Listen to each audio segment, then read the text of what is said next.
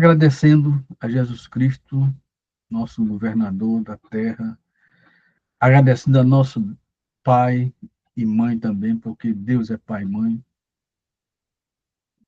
Então, agradecendo a Deus pela minha melhora e pedindo a Ele que se faça a vontade dele sempre e que eu possa, se for a vontade dele, continuar atendendo a meus irmãos, dentro das minhas possibilidades,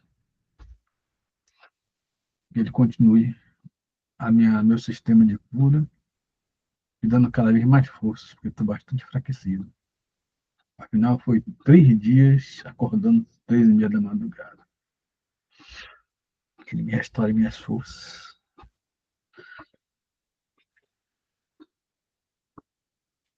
E rogamos, Jesus, pelos que se encontram nos hospitais, nas casas de caridade, nos orfanatos, nos abrigos de idosos, dos quais destacamos o de Tamira, que faz parte do nosso grupo. Rogamos assim, Jesus, que a vossa misericórdia se estenda também pelos que se encontram abandonados nas marquises das ruas, perdidos, e principalmente aqueles que se encontram em prontos socorros, que eles sejam aquinhoados com a vossa misericórdia, Jesus Cristo, e que possam sarar de suas enfermidades e que se asserinem seus espíritos. Rogamos também que a misericórdia divina também, os vossos anjos, Jesus, magnetizem a água colocada nesse recinto, no reservatório de cada uma das casas de quem faz parte do nosso grupo, para que todos sejam beneficiados, inclusive. Boa noite. E Deus, portanto, permita que todos sejam beneficiados, inclusive nós.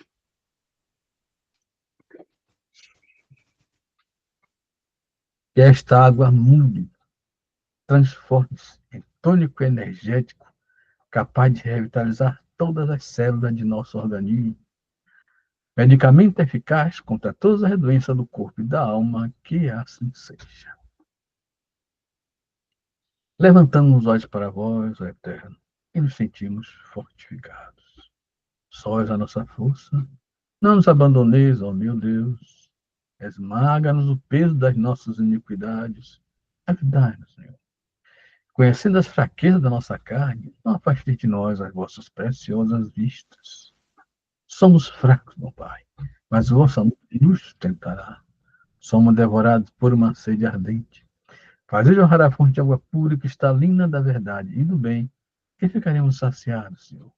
Que a nossa boca não se abra para murmurar com os aborrecimentos e as aflições do dia a dia, mas sim, bom Pai, para cantar os vossos louvores.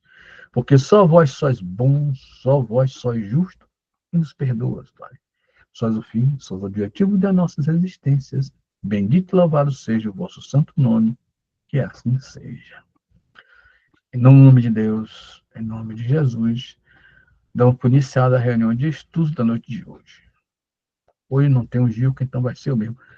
Hoje, Genesi, eu vou tentar mandar um dos meus impressos aqui para você, para ver se você compra o Azitromicina, viu? Tá bom. Vou tentar. Depois da reunião, eu me comunico com você, viu? Então, vamos lá.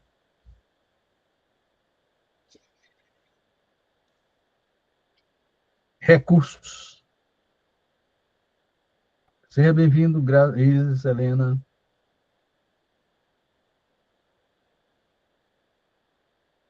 Tende o cuidado, guardai-vos de toda e qualquer avareza, porque a vida de um homem não consiste na abundância de bens, dos bens que ele possui. Jesus. Lucas 12:15. Frequentemente, quando nos referimos à propriedade, recordamos de imediato posses e haveres de expressão material e reconstituímos na lembrança a imagem dos nossos amigos que carregam compromissos com a fortuna terrestre, como se eles fossem os únicos responsáveis pelo equilíbrio do mundo. Entretanto, assim agindo, escorregamos inconscientemente para a fuga de nossos próprios deveres, sem que isso nos isente das obrigações assumidas. Simbolicamente, todos retemos capitais a movimentar, de vez que, em cada instância regeneradora,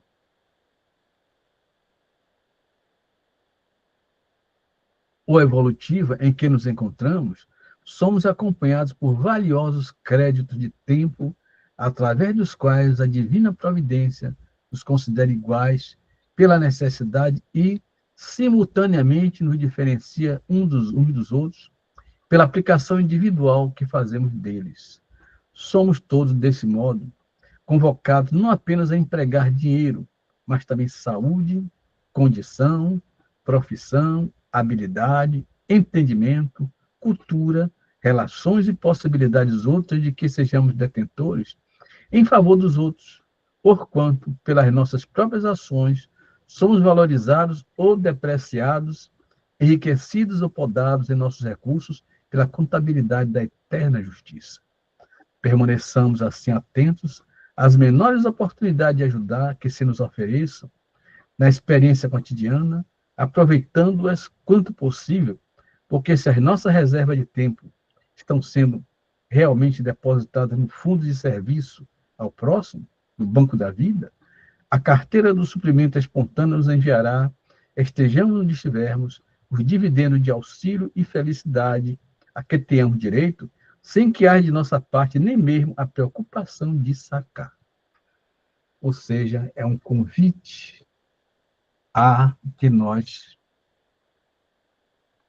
venhamos a distribuir aquilo que Deus nos dá em abundância. Mesmo que não seja dinheiro, mas sim conhecimento, amor, compaixão, cuidados, enfim, com o nosso próximo, porque a partir da nossa dedicação aos nossos irmãos, é que Deus cada vez mais nos manda recursos. Ou seja, se somos fiel no pouco, Ele nos manda. Se somos fiel no muito, Ele nos manda mais ainda. De modo que sempre nós temos a graça divina, a misericórdia divina, e podem acreditar, meus irmãos, nada nos faltará, porque Deus é o Senhor do universo e Ele provê todas as nossas necessidades. E a palavra da fé que é a todos vocês.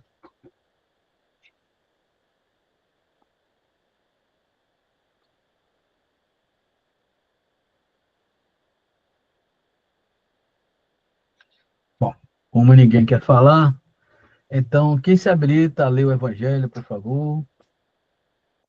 Posso ler, tio? Então lê, meu amor.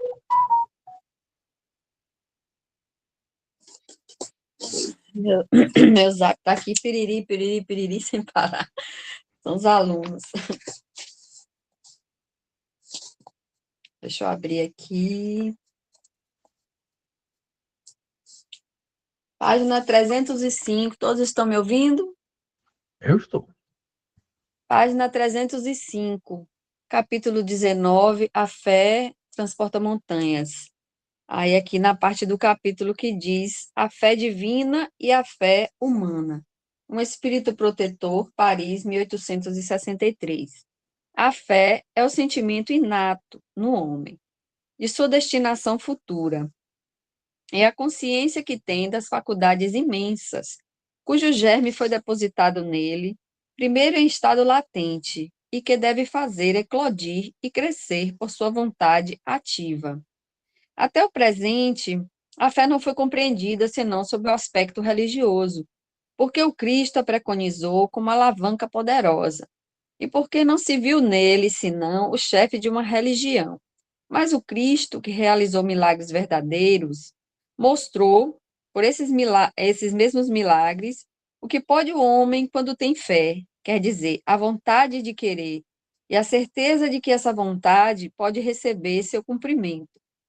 Os apóstolos, a seu exemplo, não fizeram milagres? Ora, que eram esses milagres senão efeitos naturais, cuja causa era desconhecida dos homens de então, mas que se explica em grande parte hoje. que se compreenderá completamente pelo estudo do espiritismo e do magnetismo. A fé é humana ou divina, segundo o homem aplique suas faculdades às necessidades terrestres ou às suas aspirações celestes e futuras. O homem de gênio que persegue a realização de alguma grande empresa triunfa se tem fé, porque sente em si que pode e deve alcançar. E essa certeza lhe dá uma força imensa. O homem de bem que, crendo em seu futuro celeste, quer encher sua vida de nobres e belas ações, aure em sua fé, na certeza da felicidade que o espera, a força necessária. E aí ainda se cumprem milagres de caridade, de devotamento e de abnegação. Enfim, com a fé, não existem más tendências que não se possam vencer. O magnetismo é uma das maiores provas do poder da fé posta em ação. É pela fé que ele cura e produz esses fenômenos estranhos que outrora eram qualificados de milagres. Eu repito, a fé é humana e divina.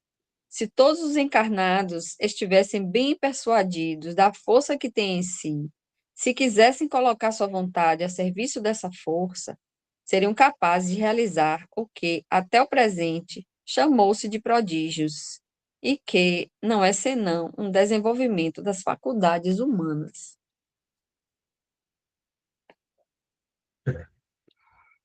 O Espírito é poderoso e, mesmo com a limitação da carne, ele ainda pode desenvolver grandes coisas se tiver fé.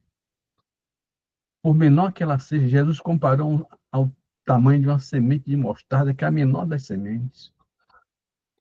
É preciso, portanto, ter fé. E Jesus explicou a fé da seguinte forma: quando pedirdes, acredite que já está acontecendo, porque é assim que ocorre.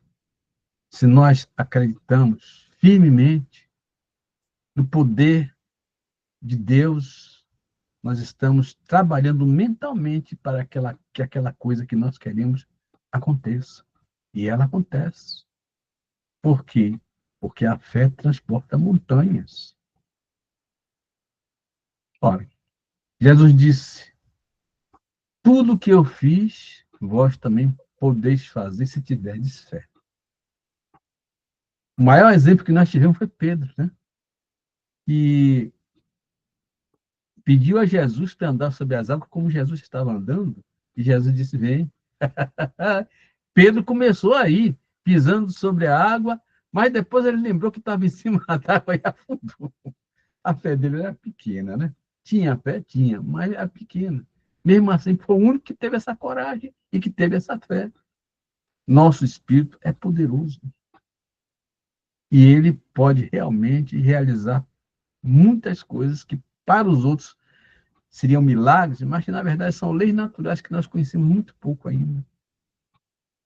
Nós temos grandes coisas que podemos fazer, mesmo sem ser através de uso da vontade, apenas por hábito que nós possamos criar da prece. A prece é uma força poderosa.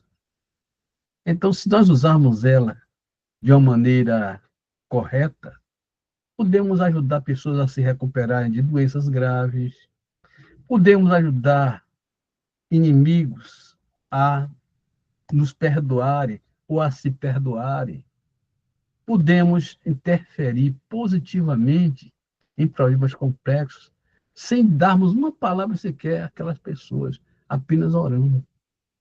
É uma força que nós podemos usar, mas o Espírito pode fazer muito mais coisa do que isso. E os poderes do Espírito, apesar da carne estar atrapalhando, eles existem. Vai ter um dado momento em que nós vamos ter também um pouco de clarividência, ainda que discreta. Clareaudiência, ouvir à distância, ver à distância também.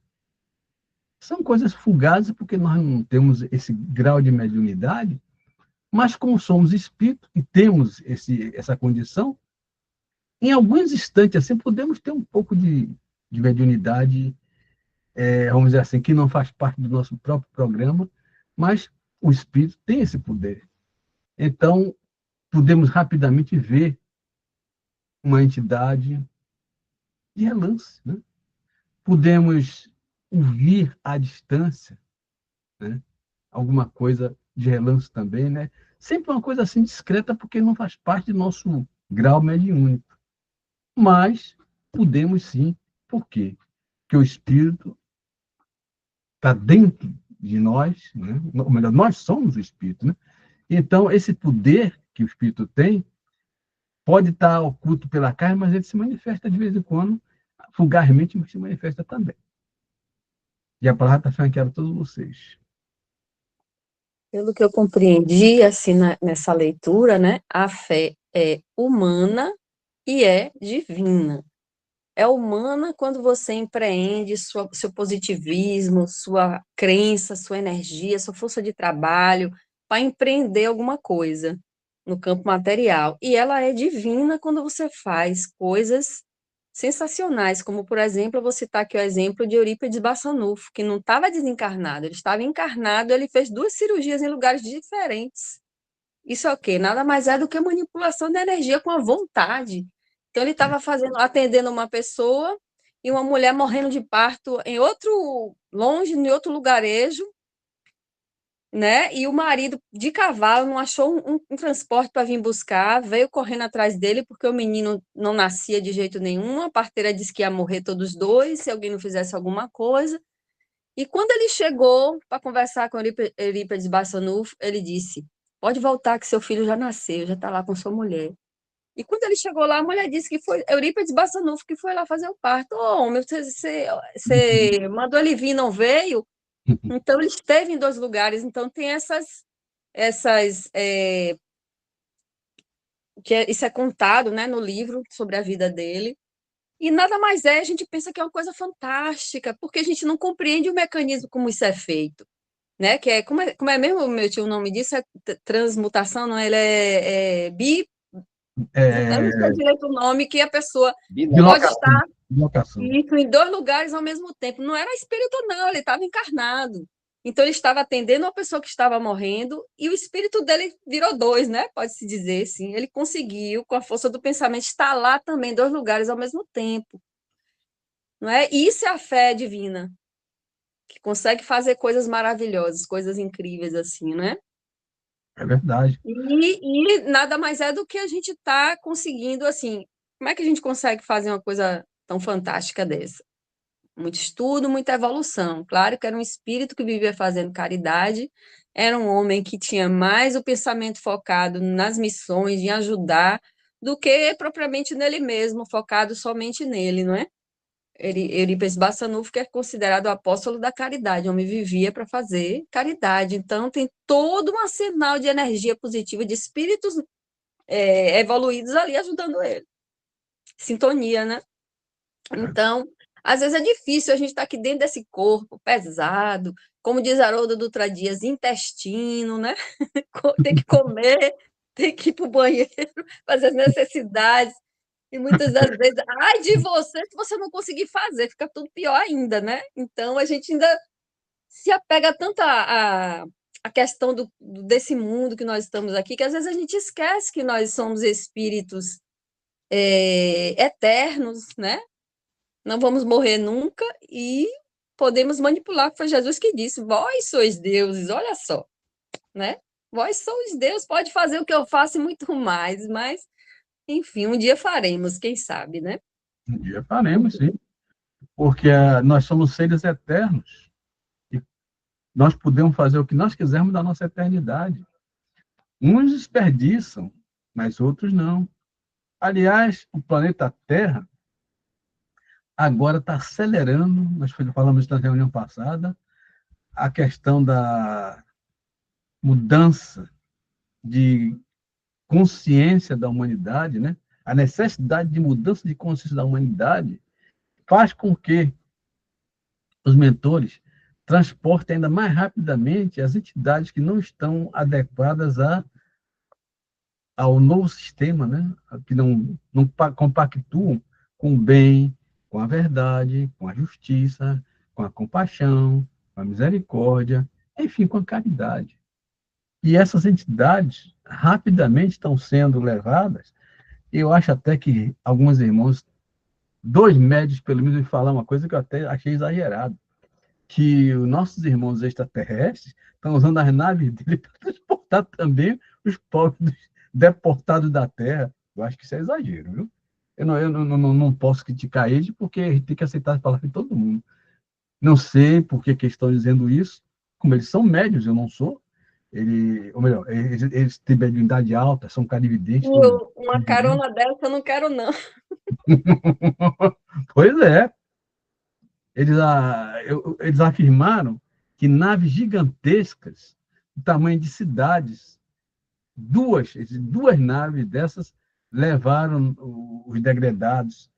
E pelo tempo que levaram, essas naves ainda não retornaram, deve ter ido para um lugar bem distante. Eu também já tinha falado a vocês que eu não acredito que somente Quiron seja destino do pessoal daqui da Terra, porque tem muitos planetas ainda em nível de inferioridade. Deus não cessa de criar, né? Deus cria constantemente. Então, não acredito que seja só Quiron, não. Deve ter outros planetas também em estado de inferioridade moral capaz de receber essa turminha daqui. Por que vai encher Quiron de contrabandista, é, facção, político corrupto? Que ele me perdoe, né? Por que só Quiron vai levar essa turma? Ah, leva para outros lugares também. Deixa aqui um pouquinho só, né? Que dê para contrabalançar um pouquinho, né? E leva para os lugares também. Bom, eu acho que é exagero, né? Mas fica a palavra deles contra a nossa percepção. Se é assim como eles estão dizendo, essas naves levando a turma, eu acho que vai mais rápido ainda. Não vai ser somente através do sistema normal, que é o sistema de sucção, né? Que chama de sucção. Que a sucção já vem acontecendo já há muitos anos. Olha, eu me lembro que eu tive uma visão desse povo no ano de 1900 e... Deixa eu ver se eu me lembro qual foi o ano que eu tive essa visão. Acho que foi 1970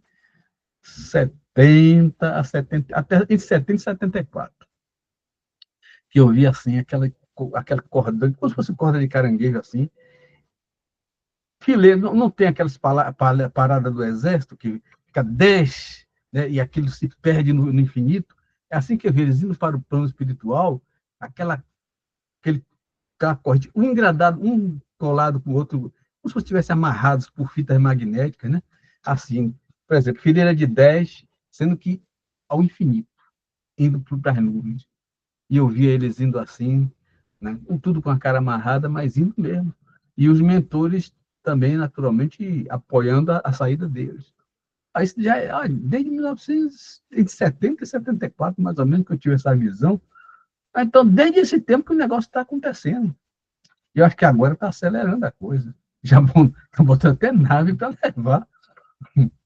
Mas os irmãos estão dizendo que os umbrais estão sendo esvaziados. E os que desencarnam atualmente estão indo para postos de socorro ou cidades espirituais. Já não vão mais para o umbral, ou então para o degredo. Ou isso ou o degredo.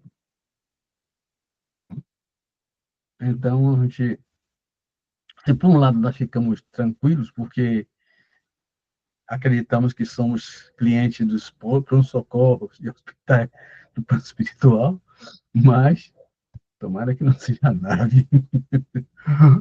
Né, Genesi? Tomara que nosso destino não seja essa nave.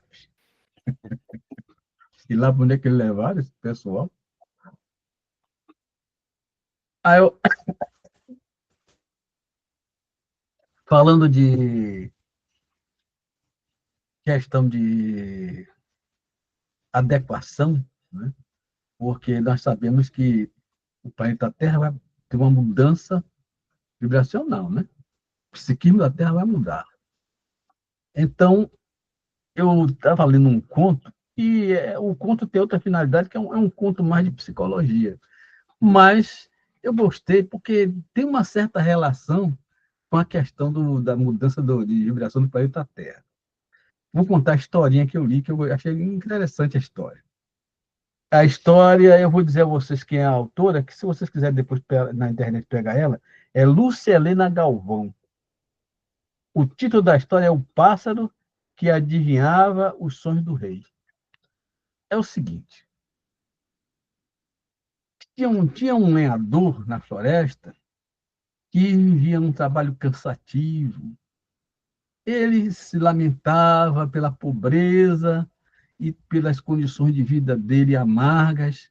E um dia ele sentou num tronco de árvore e começou a choramingar que nada acontecia porque ele era muito pobre. Mas aconteceu um caso interessante. O rei da terra que ele morava teve um sonho. O rei sonhou que ele estava sentado no trono dele, com toda aquela fidalguia que todo rei tem, né? E, de repente, um bando de raposas começaram a passear com um lado e para outro no palácio dele, entrava e saia tudo que era canto, né? E ele não sabia o que fazer com aquelas raposas. Ele aí convocou, mandou fazer um edital para todos os sábios do reino, explicar a ele qual era a finalidade daquele sonho, o que significava aquele sonho. Aí havia uns que tentavam enrolar o rei botava para fora, e finalmente ele prometeu que daria um saco de ouro, um saco de moeda de ouro a quem decifrasse o sonho dele. Quando o lenhador soube disso, aí tornou a sentar no tronco de árvore e começou a chorar, amiga. Por que, meu Deus, que eu não tenho o dom de adivinhar sonho? Olha como é que é. E se eu tivesse um saco de moeda de ouro, minha situação ia melhorar d'água por vinho. Ia sair desse miserê todo e ia passar para uma situação bem melhor. Quando ele está choramingando assim e querendo saber o sonho do rei, né? Lamentando que ele não sabia decifrar sonho, diz que um pássaro colorido sentou do lado dele e disse: Você quer saber o sonho do rei? É? Ele disse: Ué, você não é um passarinho? Como é que você fala? Ele fez: Não só fala, como sei qual é o sonho do rei, sem decifrar o sonho do rei. Aí ele disse: Pois então me diga. Ele só digo se você rachar comigo a recompensa. Aí, bom, é melhor meio saco de ouro do que saco nenhum. Concordo, eu racho com você a recompensa. Aí o passarinho disse: Então vou lhe contar. É o seguinte: essa raposa, que é para um lado e para o outro no Palácio do Rei, é sinal de que está havendo muita armação contra o rei. Há uma certa conspiração no palácio, né? E o rei precisa tomar muito cuidado e procurar logo abafar essas coisas para não acontecer uma conspiração contra ele. Né? Então você vai e diz ao rei que a tradução do sonho é essa, que a raposa é sinal de inteligência, né? Está havendo tramas contra ele dentro do palácio. Aí ele foi, se apresentou ao rei e disse: Rei, meu senhor, essa raposa que você está vendo em seu palácio é sinal de que tem tramas, tem intrigas, tem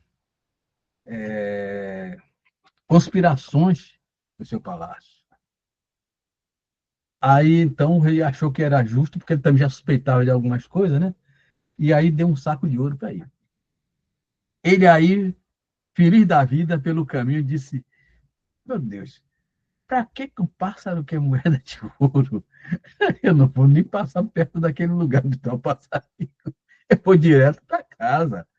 Aí, com o saco de ouro, ele mandou fazer uma casa muito melhor do que a que ele tinha, do barraco dele, né?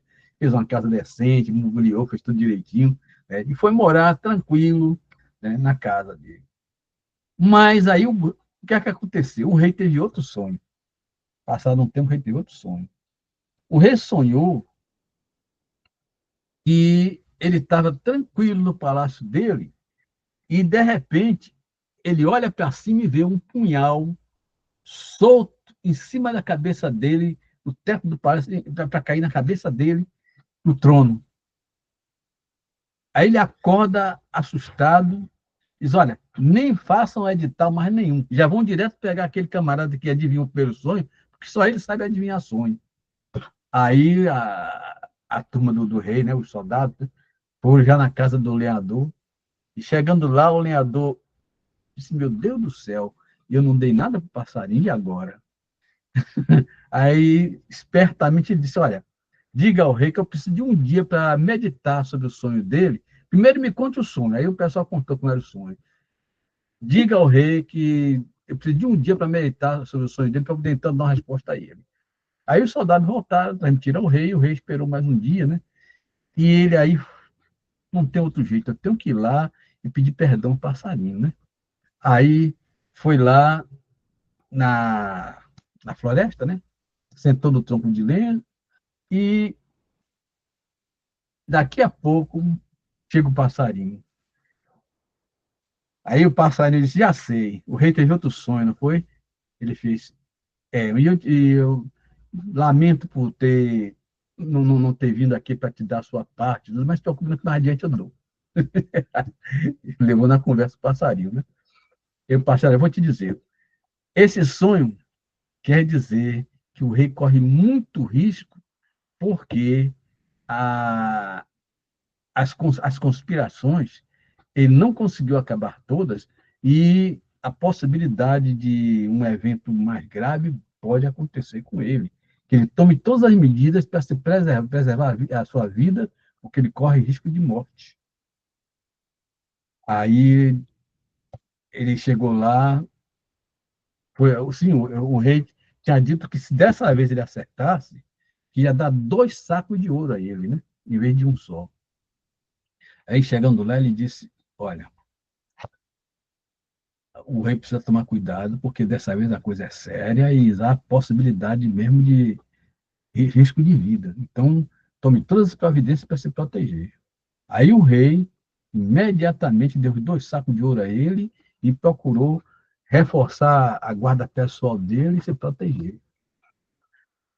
Aí, no caminho, ele pensou: ó, passarinho só faz dizer as coisas. Ele não vai ao rei, ele não faz nada, só faz dizer as coisas. Esse passarinho está me explorando. Então, eu não só não vou dar o ouro para ele, como porque ele está fazendo de mim besta, eu vou matar esse passarinho, vou dar uma pedrada boa nele. Aí pegou uma pedra, botou nas costas, eu vou ver agora mesmo aquele filho da mãe. Ele me paga. Está me fazendo de besta, para eu trabalhar para ele. Aí, quando ele sentou na árvore, o passarinho já vinha, ele pegou a pedra e puf! Mas o passarinho se desviou e a pedra passou raspando, mas não pegou nele. E ele voltou para casa e foi com 2 sacos de ouro para casa. E aí melhorou mais ainda a vida dele, né? E começou a investir e tudo mais, né? Aí, passado mais um tempo, olha o rei sonhando de novo. Dessa vez o rei sonhou que no palácio dele havia um bocado de carneiro tudo branquinho, pastando assim no palácio dele, para lá, para cá, para lá, para cá. E ele não entendia por que de tanta ovelha no palácio dele, todas branquinhas. Aí disse: olha, mas já não faça mais edital, vai logo atrás do lenhador. Aí a turma foi.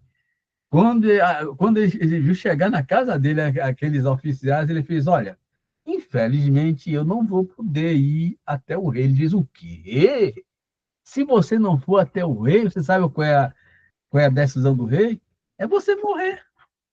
Quem é que desobedece à ordem do rei? Ou você vai ou você morre, você escolhe. Aí ele fez: poxa, tô ferrado. Ele tinha jogado pedra no passarinho. Aí ele disse: olha, diga ao rei que ele me dê mais um dia para eu meditar sobre o sonho dele. Aí, primeiro pediu que eles contassem qual era o sonho, depois me dê mais um dia para eu meditar. Aí ele disse: meu Deus do céu, e agora? Eu joguei pedra no passarinho, o que é que eu vou fazer? Como que cara eu vou encarar esse passarinho? Aí ele não tinha outro jeito, foi para a mata também, sentou no tronco de árvore, e olha o passarinho rindo. Já sei, o rei teve outro sonho, não foi? Ele fez, foi, me perdoe, pássaro, me perdoe. Eu sei que eu fui desleal com você, eu sei que eu não mereço nem mesmo sua presença aqui, nem nada, mas me ajude, por favor, senão ele vai me matar. Aí o pássaro, olha, diz a ele que as ovelhas branquinhas significa que ele conseguiu debelar problemas que ele tinha no palácio e que agora ele vai ver um período de paz absoluta no palácio. Já não há mais risco de vida, já não tem mais nada, ele vai gozar agora de absoluta paz. Vai dizer a ele. Aí ele foi. Chegou lá, disse: Rei, meu senhor, esse sonho significa que o senhor agora vai viver em paz. O senhor conseguiu debelar todos os problemas do seu palácio, acabou agora os riscos, acabou tudo aquilo que tinha antes, e agora vão viver em paz, junto com o seu reinado. Aí o rei deu a ele 3 sacos de ouro. Ele disse: olha, eu sei que eu fui um canalha com passarinho, mas dessa vez eu vou me corrigir. Eu vou direto agora dar esse de ouro para o passarinho. Aí chegou lá no tronco de árvore, ele sentava, o pássaro já estava esperando ele. Ele fez: olha, tá aqui 3 sacos de ouro para compensar as vezes que eu falhei com você. E ainda lhe peço perdão, lhe peço desculpas pelos meus atos. Eu fui muito egoísta, eu fui muito mal e peço perdão.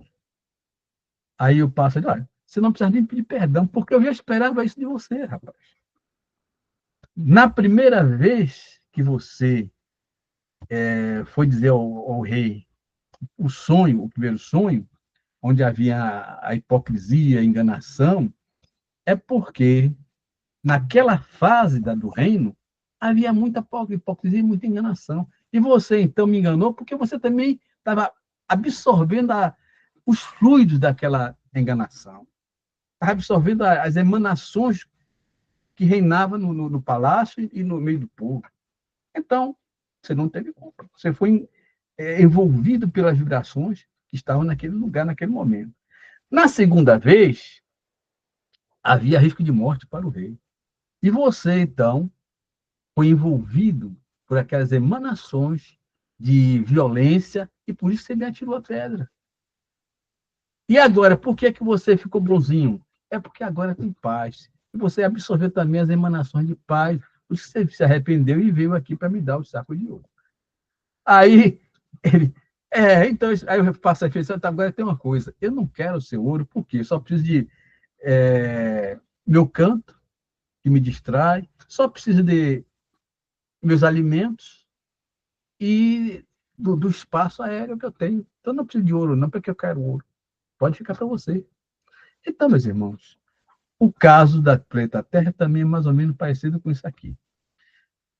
Na fase em que a Terra estava com o planeta inferior, havia o quê? Havia aqueles seres cheios de brutalidade, né? Aqueles seres inferiores mesmo, né? Cheios de maldade, de violência, né? E quem estava aqui na Terra absorvia esses miasmas, essas emanações daquele povo. Depois, planeta de provas e expiações, já houve uma melhora, mas ainda tem muita gente má, porque predomina o mal ainda na Terra. E nós nos assustamos quando vemos na notícia nos jornais, nos noticiários, de pessoas que fazem coisas horríveis, até com mãe, com pai e outras pessoas, mas é um planeta de provas e expiações, onde predomina o mal. Quando nós formos planeta feliz, aí o mal já terá sido erradicado e nós estaremos num certo equilíbrio. Ainda haverá algumas encarnações, mas não com a maldade que tem agora. De maneira que eu achei que a historinha quadrava bem na evolução do planeta Terra até chegar a Planeta Feliz. E a Planeta Feliz que era todos vocês. Não sei se você já conhecia essa historinha. Você conhecia, Mara, você? Gosta de ver essas coisas? Essa eu não conhecia, não. Viu, tio? Aquele médico espírita, não sei se é Paulo César Frutuoso o nome dele. Paulo Eu César, já ouvi uma certa vez ele dizendo lá, não sei quem foi o espírito que disse isso a ele, que essas naves gigantescas, e que os espíritos que serão degradados não é simplesmente sai daqui e pousa lá no planeta. Eles vão passar um tempo se preparando nessas naves, mudando até o DNA, porque os corpos serão, até o perispírito, né, diferente, para suportar a ambiência, a vivência nesses lugares, nesses planetas, que eles vão passar um tempo ainda nessas naves se preparando para poder encarnar nesses planetas aí primitivos. Não vai ser de prova e expiação, não, vai ser primitivo. É primitivo. E aí é que nós temos que valorizar Jesus Cristo, né? Que é um espírito de altíssima luz, muito acima dos anjos, né? E teve que sofrer esse processo de regressão para ser manifestado aqui no planeta Terra, só para nos ajudar. Você imagina o sofrimento de um espírito dessa qualidade para se encaixar na vida aqui na Terra e ainda é menosprezado, ainda é perseguido, ainda é desacreditado, traído, né? Sendo ele um espírito criador, co-criador do planeta Terra. Então, Jesus merece muito do nosso reconhecimento, pelo sacrifício muito maior do que a questão da morte dele, o sacrifício do espírito dele para encarnar um planeta como o nosso, meu Deus do céu, com essas vibrações grosseiras, terríveis que nós temos. Mas mesmo que não somos grande coisa, a gente sente mal em certos ambientes. Né? Muitas vezes a gente está passando por uma... Então, sendo assim, tio, quem está indo para o degredo não pode nem reclamar, porque se o espírito do escol de Jesus fez o sacrifício voluntário, praticamente um degredo voluntário dele sair das esferas maravilhosas onde ele reside para vir num planeta de provas e expiações, olha só, a gente não tem nem o que reclamar quem for degradado, né? Porque ele não precisava, ele veio por amor. E quem vai ser degradado é porque tem necessidade. Isso é como se fosse assim, um remédio forte para a evolução que está precisando, né? Infelizmente. É verdade. E com a fé de Deus, eles hão de progredir, quem sabe até mais um dia adiante retornar para nós, né? Já com outros pensamentos, né? Uma vivência de bem, uma capacidade. Toda noite eu oro, inclusive, para que essas pessoas assim adquiram uma nova perspectiva de vida e se tornem pessoas decentes, dignas, honestas, capazes de conviver sem matar e sem roubar seus irmãos de encarnação. É bom que todos façam prece também nesse sentido, porque nossas preces são ouvidas. Jesus sempre ouve nossas preces, Deus sempre ouve nossas preces. Temos confiança, temos fé nisso. Deus sempre ouve nossas preces. Nunca duvidem disso. Então, meus irmãos, eu vou fazer agora as perguntas, porque Gilquinha não está aqui comigo, ela está assistindo, mas não está aqui comigo.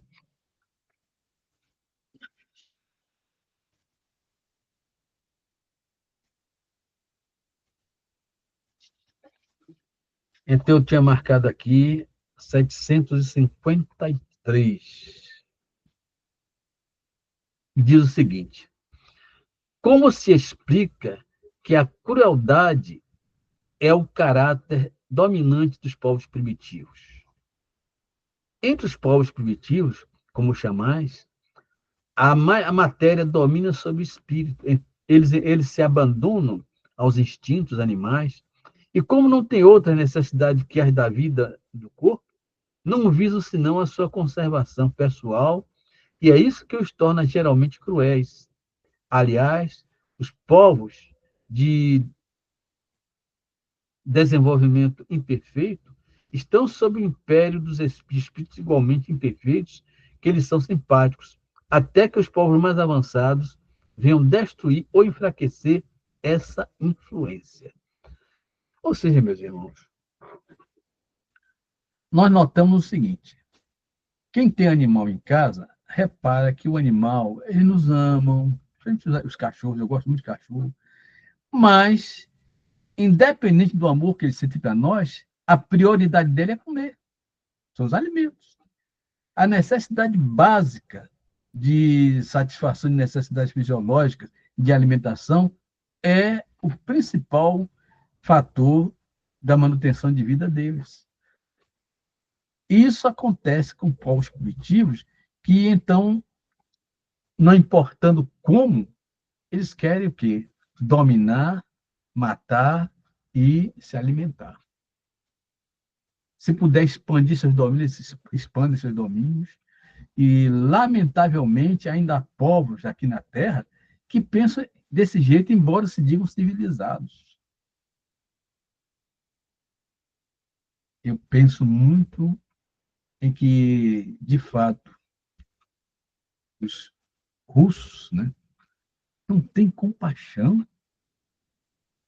Vocês vejam, eu estava lendo outro dia um conto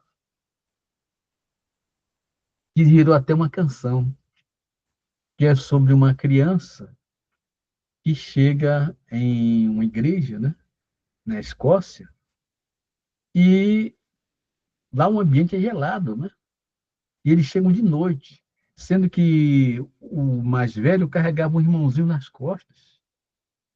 E quando eles chegam na igreja, já estavam os dois mortos de fome e quase congelados. Aí o padre disse: meu filho, como você conseguiu trazer essa criança no seu ombro até aqui? Ele fez: ele não pesa, não, ele é meu irmão. Acho até, Mário, que você acontece esse negócio aqui. Não pesa, não, ele é meu irmão. E isso virou uma música, né? A banda que toca essa música são os Hollies, Hollies. Hollies. Muito bonita a música e fala sobre esse tema. Então, por que que os ucranianos pesam tanto aos russos que eles não conseguem carregar a existência desse povo? Como é que eles não conseguem conviver com esse povo? Israel, do mesmo jeito. Como é que eles não conseguem carregar o peso do povo palestino? Deus tenha compaixão deles, porque a verdade é que eles estão cavando cada vez mais a sua saída do planeta Terra. Então, vamos à segunda pergunta.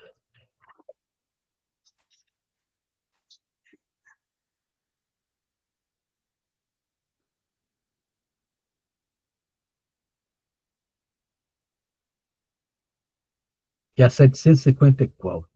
754. A crueldade não provém da ausência de senso moral? Dize que o senso moral não está desenvolvido, mas não que está ausente, porque ele existe em princípio em todos os homens. Ou seja, o senso moral já nasce com o ser humano, porque o ser humano é criação de Deus. Então ele já nasce com senso moral. Só que ele está abafado, né? Então, em princípio, ele existe em todos os homens. É esse senso moral que fará mais tarde seres bons e humanos. Ele existe, pois, no selvagem, mas está com o princípio de perfume que está no germe da flor, antes dela desabrochar. Ou seja, um dia a flor será perfumada, mas por enquanto tem só o germe do perfume. Todas as faculdades existem no homem em estado rudimentar ou latente. Elas se desenvolvem conforme as circunstâncias lhe são mais ou menos favoráveis. O desenvolvimento excessivo de uma detém ou neutraliza o das outras. A superexcitação dos instintos materiais sufoca, por assim dizer, o senso moral. Com o desenvolvimento de senso moral, enfraquece pouco a pouco as faculdades puramente animais. É claro, todos nós temos o germe da nossa criação, temos o DNA de Deus, que foi quem nos criou. Então, nós temos dentro de nós a bondade, a compaixão, a misericórdia. Só que, como nos seres pouco desenvolvidos, as necessidades animais prevalecem, sufocam, então, esses instintos normais, esses instintos positivos do espírito. E aí é que vem a necessidade do degredo, para que, como o Mara falou, eles se ajustem em planetas primitivos a os que lá se encontram que são piores do que ele. Aí, quando eles verem que lá tem gente pior do que eles, aí começa a aflorar mais as coisas boas que eles têm neles e vão ser pessoas úteis lá. E aí vão sentir aquela saudade, né? Aquela coisa de que estavam num lugar melhor e agora estão ali, daí coisa. E aos poucos eles vão desenvolvendo as coisas boas que existiam nele, que aí estavam sufocadas. É como a flor que traz o germe do perfume que um dia consegue eclodir. A palavra está ficando para todos vocês.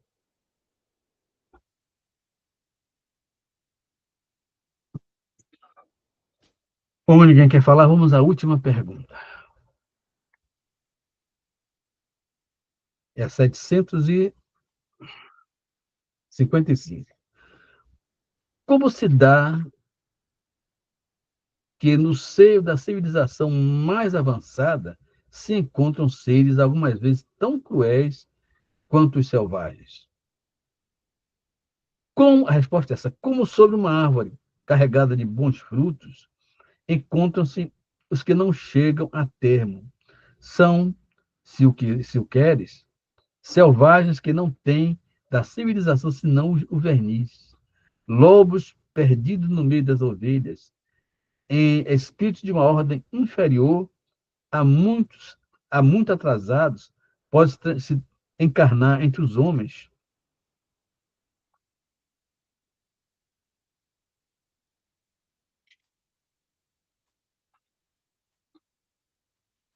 Entre os homens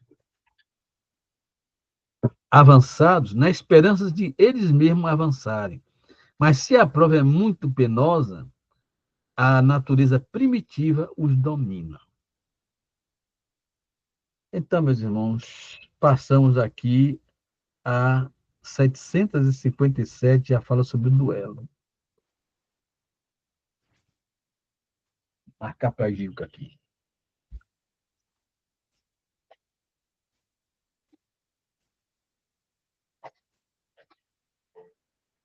Está marcado.